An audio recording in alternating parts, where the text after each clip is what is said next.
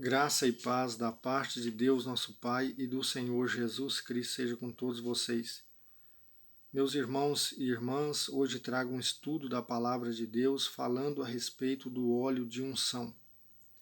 Ou seja, essa prática que nós vemos hoje nas igrejas de se ter um óleo ungido para ungir pessoas em certas cerimônias com a finalidade de se obter cura, bênçãos especiais. Isso é uma doutrina bíblica. Nós temos um fundamento, uma base bíblica para dizer que essa é uma doutrina que deve ser praticada na igreja, ou isso é apenas uma indução ao povo praticar idolatria? Veja, iremos abrir aqui a nossa Bíblia num texto fundamental para compreendermos o que o Espírito Santo de Deus nos revela. E é o texto de Tiago, capítulo 5, no verso 13 ao 18, que diz assim: Sofre alguém dentre vós um contratempo, recorra à oração. Está alguém alegre, cante. Alguém dentre vós está doente, mande chamar os presbíteros da igreja para que orem sobre ele, ungindo com o óleo em nome do Senhor. A oração da fé salvará o doente e o Senhor o porá de pé. Se tiver cometido pecados, estes lhe serão perdoados. Confessai, pois, uns aos outros os vossos pecados e orai uns pelos outros para que sejais curados. A oração fervorosa do justo tem grande poder. Assim, Elias, que era um homem semelhante a nós, orou com insistência para que não chovesse, e não houve chuva na terra durante 3 anos e 6 meses. Em seguida tornou a orar, e o céu deu a chuva, e a terra voltou a produzir o seu fruto. Amém. Irmãos, veja que a palavra de Deus ela é muito clara, ela é muito simples e muito objetiva. Você observa que aqui a palavra de Deus deixa muito claro que é a oração da fé é que tem o poder. Quando você começa a ler, a palavra está dizendo: sofre alguém dentre vós um contratempo, recorra à oração. Se eu e você, no nosso dia a dia, sofremos contratempos, qual deve ser a nossa atitude? Recorrer à oração. Orar a Deus com ações de graça, com súplicas, clamando a Ele, e Ele nos dará a solução. Está alguém alegre? Cante, louve ao Senhor, salmodiando, cantando cânticos espirituais, louvando ao Senhor, pois sabemos que tudo é da vontade do Senhor. Mas se está alguém doente, chame os presbíteros da igreja. Veja que é preciso compreender aqui quem são esses presbíteros. O presbítero, no contexto bíblico, é um homem de idade mais avançada e também um homem experimentado na vida cristã, ou seja, um ancião. Então, um presbítero, um ancião, não pode ser um jovem, porque é necessário que ele tenha experiência de vida e essa experiência seja na vida cristã, na perseverança na fé. Então, uma pessoa jovem, por mais sensata e sábia e temente a Deus que seja, ela não tem experiência no processo da vida cristã. Então, não se pode haver um ancião jovem, porque a própria palavra ancião já é uma pessoa mais velha. E aqui no contexto é exatamente isso. Então aqui a palavra está dizendo: há alguém doente? Chame os presbíteros da igreja.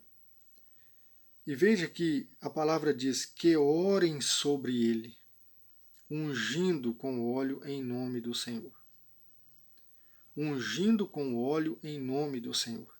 Veja que aqui aparece o óleo para ungir o enfermo. Mas veja que Tiago, sendo usado pelo Espírito Santo, no verso 15 ele diz: a oração da fé salvará o doente, e o Senhor o porá de pé. se estiver cometido pecados, estes lhe serão perdoados. Então veja que aqui a ênfase não é na unção com óleo, mas sim na oração da fé.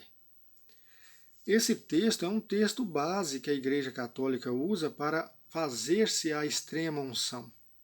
Mas veja que o texto não está dando base para se fazer uma unção final em um doente, porque esse óleo aqui era um óleo usado para fins medicinais.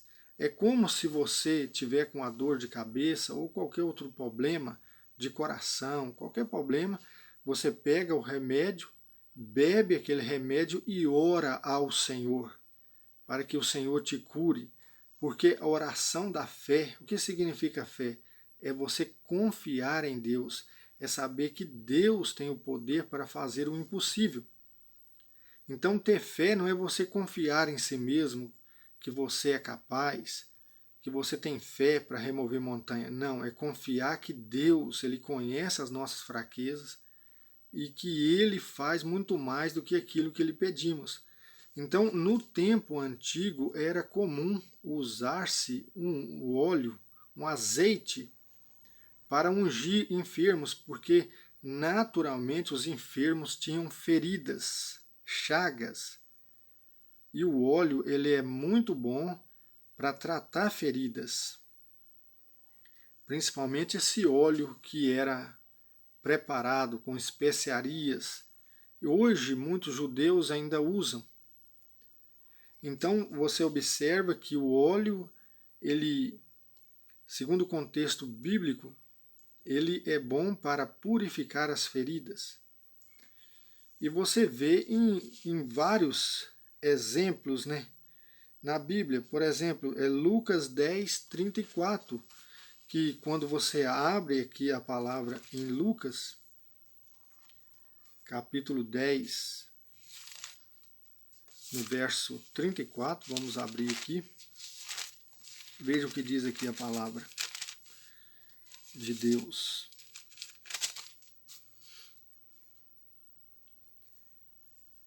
Aproximou-se e cuidou de suas chagas, derramando óleo e vinho. Depois colocou-o em seu próprio animal e conduziu à hospedaria e dispensou-lhe cuidados.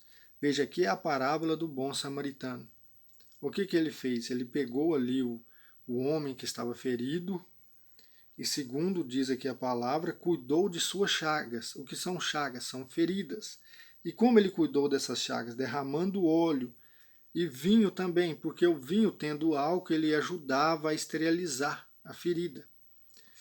Então, isso é necessário entender. E também temos uma referência no texto de Isaías 1,6, que diz assim, vamos abrir aqui a palavra, Isaías 1,6.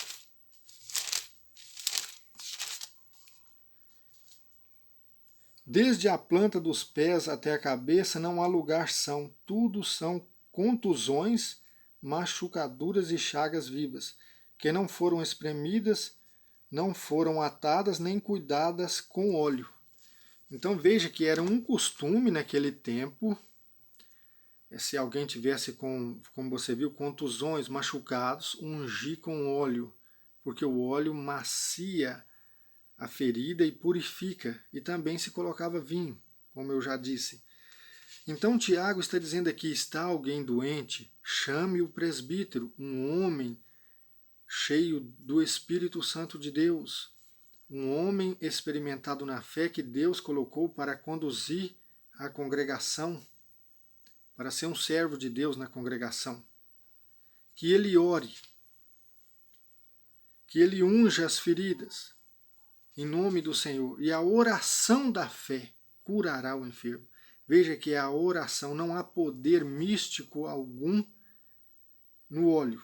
Em momento nenhum a Bíblia está dizendo que se deve fazer cerimônias na igreja e consagrar óleo, porque isso não é bíblico, isso não é do Novo Testamento. Não é do Novo Testamento. Quando você abre a Bíblia quando você abre aqui em Êxodo capítulo 30, você vê que no Antigo Testamento havia-se sim uma referência mostrando que, ou seja, Deus dizendo a Moisés como que ele deveria preparar o óleo de unção. Isso você lê aqui em Êxodo 30, verso 22 a 33. Ou seja, aqui Deus manda Moisés a fazer um óleo de unção com todos os apreparos. Deus fala para Moisés tudo que ele deve usar. E qual era a finalidade desse óleo? Ungir ali, consagrar a tenda da reunião, a tenda da congregação, a arca da aliança deveria ser ungida também, e todos os utensílios e acessórios necessários para o culto. E também Arão e seus filhos, né, os sacerdotes, deveriam ser ungidos com esse óleo.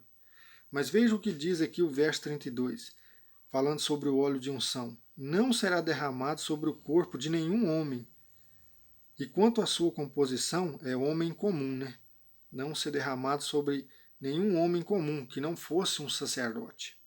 E quanto à sua composição, não fareis outro semelhante a ele. Isso é coisa santíssima para vós. Quem fizer outro parecido e colocá-lo sobre um profano, será eliminado do seu povo. Então veja que havia uma prescrição severa. Ele era para um uso específico, e isso porque ainda no tempo da antiga aliança, a lei tinha somente a sombra dos bens futuros, não tinha imagem exata. Então era necessário que se consagrasse objetos, pessoas para o culto. E veja que havia também a unção do rei, quando você lê em 1 Samuel 9,16. E veja que qual era a função do rei? Ele era o chefe do povo. Ele era levantado por Deus como sendo ungido de Deus para ser um libertador do povo, um pastor do povo, um juiz do povo. É isso que nós lemos aqui em 1 Samuel 9, verso 16. Vamos ler aqui o que a palavra está dizendo. Que diz assim: Amanhã, a esta hora, enviar-te-ei a um homem da terra de Benjamim, unge-o como chefe do meu povo Israel. Ele salvará meu povo das mãos dos filisteus, porque vi meu povo e ouvi, e o seu grito chegou a mim. Então veja que havia essa unção do rei. Ou seja, ele era ungido do Senhor. Ele era levantado como um libertador do seu povo, um juiz para julgar o povo de Deus. E quando você abre também em Isaías, no capítulo 61, você vê uma referência que nos dá a entender uma unção do profeta. É Isaías 61. Vamos abrir aqui. Isso é para você entender os tipos de unção que havia no Antigo Testamento. Veja que não se fala em momento algum em unção de pessoas comuns. Num primeiro momento você vê a unção da tenda da congregação e todos os acessórios. Num outro momento você vê a unção do rei, né? No primeiro momento a tenda da congregação e o sumo sacerdote e os sacerdotes. Num segundo momento você vê a unção dos reis. E num terceiro momento nós vemos aqui uma pequena referência, porque referência sobre unção de profeta, a gente praticamente a Bíblia não fala sobre isso. Mas aqui em Isaías 61 diz assim: O Espírito do Senhor, Deus está sobre mim, porque o Senhor me ungiu. Enviou-me a anunciar a boa nova aos pobres, a curar os quebrantados de coração e proclamar a liberdade aos cativos, a libertação aos que estão presos, a proclamar um ano aceitável do Senhor e um dia da vingança do nosso Deus, a fim de consolar todos enlutados. Então veja que a unção do profeta é com o Espírito Santo. Então todas essas unções do Antigo Testamento se cumprem em Cristo, porque Ele é o nosso sumo sacerdote Ele é o nosso rei. Então veja que é muito importante nós compreendermos isso, que Cristo ele é sumo sacerdote, profeta e rei. Então todas essas unções do Antigo Testamento, elas se cumprem em Cristo. E quando nós abrimos também aqui a nossa Bíblia em Mateus, no capítulo 6, veja que aqui a palavra de Deus, quando ela está nos exortando sobre a oração e o jejum, Mateus capítulo 6, ela diz que nós devemos, quando formos jejuar, aqui no verso 17, diz assim: Tu, porém, quando jejuares, unge tua cabeça e lava o teu rosto. Então veja que aqui mostra-nos que havia um óleo de unguento naquele tempo, que era um óleo, uma gordura misturada com perfumes especiais, que lhe davam características muito desejáveis, era muito cheiroso. Então ali a palavra está mostrando, quando você for jejuar, você não deve fazer para todo mundo ver, ou desfigurar o seu rosto para dizer, eu estou jejuando, eu estou maltratando a minha carne. Não, você deve colocar um bom perfume e se portar de uma maneira que ninguém perceba. Então você vê que ali mostra-nos que uma prática comum, não no sentido de trazer um benefício espiritual, como se o óleo tivesse esse poder, mas sim para você não demonstrar para os outros algo que você está fazendo entre você e Deus. Então ali se colocava o óleo, que era de unguento, com especiarias, com mirra e etc. Hoje você pode colocar um perfume. Se você tiver um óleo cheiroso, você coloca também, mas com a finalidade de não expor publicamente algo que você está fazendo no secreto entre você e Deus. Então é muito importante nós entendermos isso. Como eu já mostrei, havia o óleo curativo, Lucas 10:34, nós vimos ali.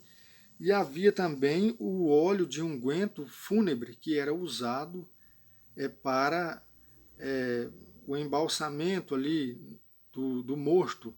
É o que nós vemos em Mateus 26, verso 12. E Marcos 16, verso 1, que diz assim: Passado o sábado, Maria de Magdala e Maria, mãe de Tiago e Salomé, compraram aromas para ir ungir o corpo. E ali você vê em outras referências, como eu já disse, então também tinha-se o costume de ungir o corpo do falecido. Então, como nós podemos concluir, o texto de Tiago não está favorecendo nenhum tipo de prática na igreja para consagrar a igreja, consagrar objetos, porque você viu que no texto de Êxodo 30, verso 22 a 33, não dá base bíblica para isso. Muito pelo contrário, aquilo era para um tempo específico. Se hoje você consagrar, for nessa ideia desses pregadores que não conhecem a verdade, ou seja, usam textos fora de contexto para servir de pretexto e colocar o povo na idolatria. Porque veja, Cristo cumpriu toda a lei, ele cumpriu toda a Escritura. A nossa vida está consagrada a Deus. Nós somos sacerdotes de Deus e de Cristo, e com ele reinaremos. É isso que diz a palavra de Deus. Quando você lê a palavra Apocalipse 1, entre outros textos. Então veja que se você for nessa ideia e pegar esses olhinhos na igreja para consagrar seu carro, sua casa, a sua igreja, os seus objetos, você está negligenciando, está negando a obra que Cristo fez por você. Porque veja que o templo de Deus, o templo do Espírito Santo é o nosso corpo.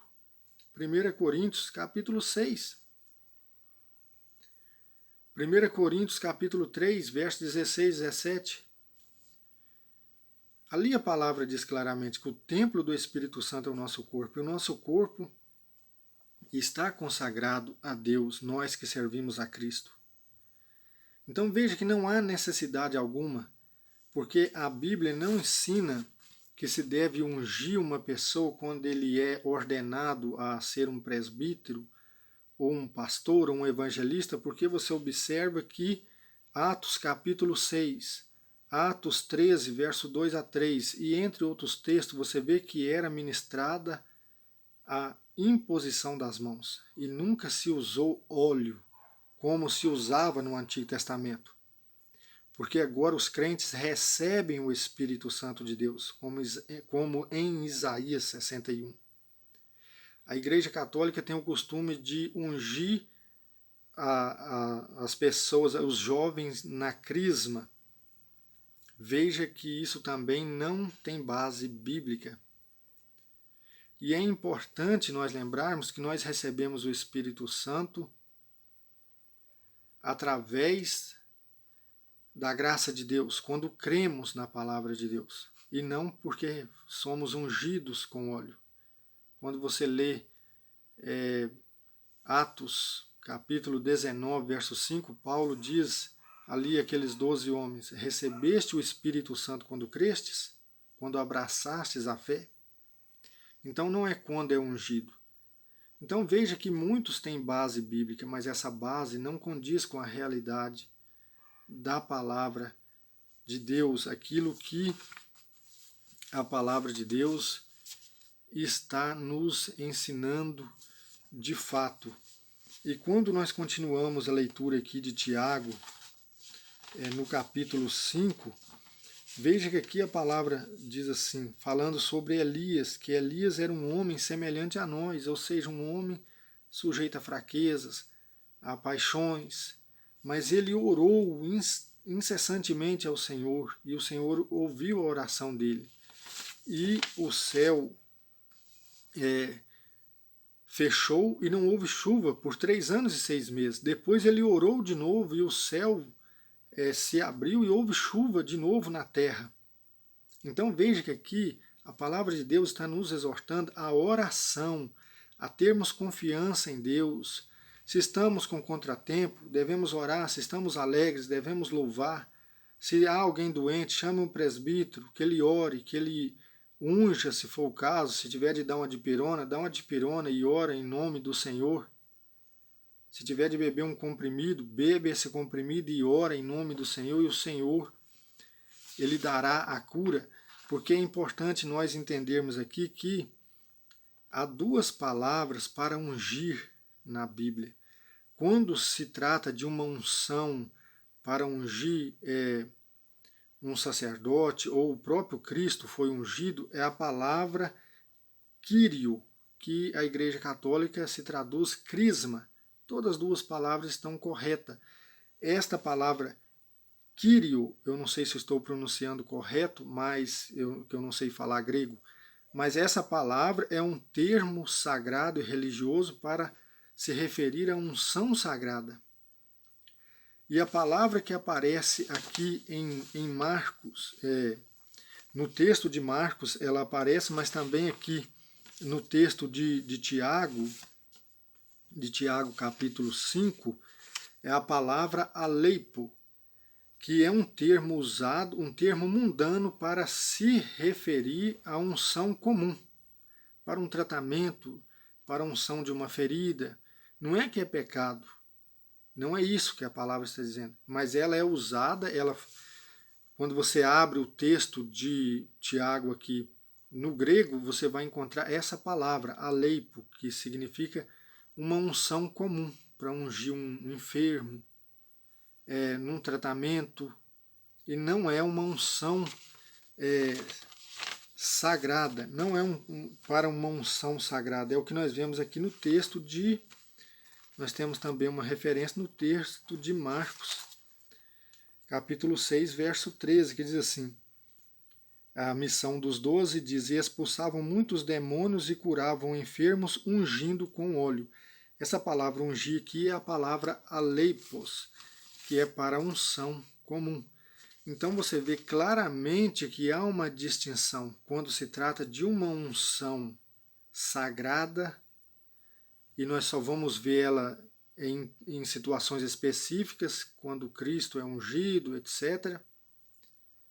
E quando se trata de unção com óleo, no caso do texto de Lucas 10, 34, e no caso aqui de Tiago 5, do verso 13 aqui ao verso 15, né, que fala sobre a unção, é a palavra aleipos para unção comum. Então, irmãos, a Bíblia ela não se contradiz. São as pessoas que muitas das vezes mal intencionadas, mas há muitas pessoas sinceras que ainda estão fazendo com um bom pensamento, mas mesmo assim não justifica, porque nós não podemos deturpar aquilo que a palavra de Deus está orientando.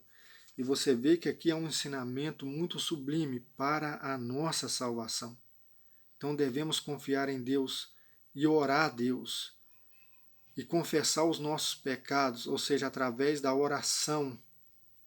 E Deus ele perdoará os nossos pecados, porque aqui você vê que a palavra diz: confessai, pois, uns aos outros vossos pecados e orai uns pelos outros para que sejais curados. Veja, confessar pecados, não a confissão com o padre, mas confessar se você errou com alguém, porque você observa que isso é muito importante para nós alcançarmos misericórdia, alcançarmos graça diante de Deus. Amém, irmãos? Então esta é a palavra de Deus para os nossos corações. Que Deus vos abençoe em nome do Senhor Jesus. Aleluia, graças a Deus.